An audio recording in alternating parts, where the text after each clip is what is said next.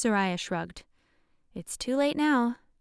Too late indeed, the Pawang agreed. Get them.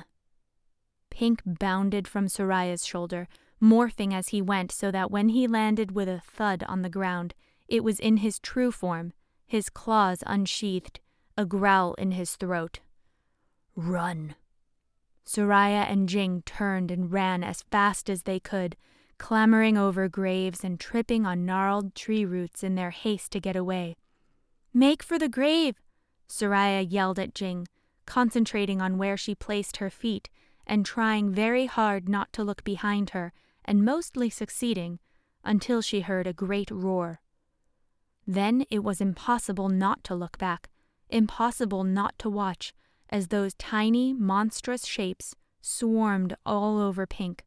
Impossible not to scream as sharp claws began to rend his skin, as the pointed tips of tiny teeth began to gore his flesh.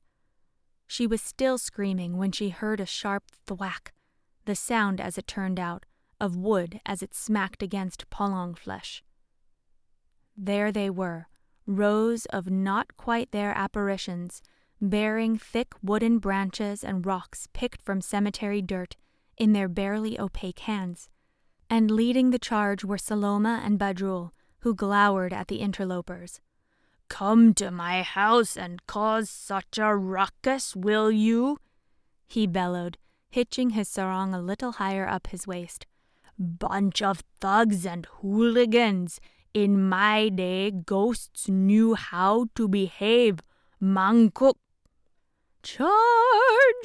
Saloma trilled like an off-key diva in a B-rate opera, and the ghosts glided forward, waving their makeshift weapons and whooping and howling as they went. Cool, Soraya heard Jing breathe out beside her. Come on, she said, tugging on Jing's arm. We have to hurry. A crack of thunder ripped through the sky, and the rain began to fall in fat, heavy drops that fell hard and splattered wide on the ground. And then there was another sound, one that tore right through Soraya's chest, so that fear spilled out and chilled her all over. A fearsome, blood-curdling shriek. They whirled around just in time to see the Langsuer burst from her owl form, a swirling figure in green robes, with long, dark hair that hung down to her ankles. Through the driving rain, Soraya could just make out her long, sharp nails and the menacing grin on her pale face as she swooped down among the ghostly melee. What the? Jing whispered as they watched her swoop down on the crowd below. No time, Soraya said, forcing herself to turn away. Don't look back.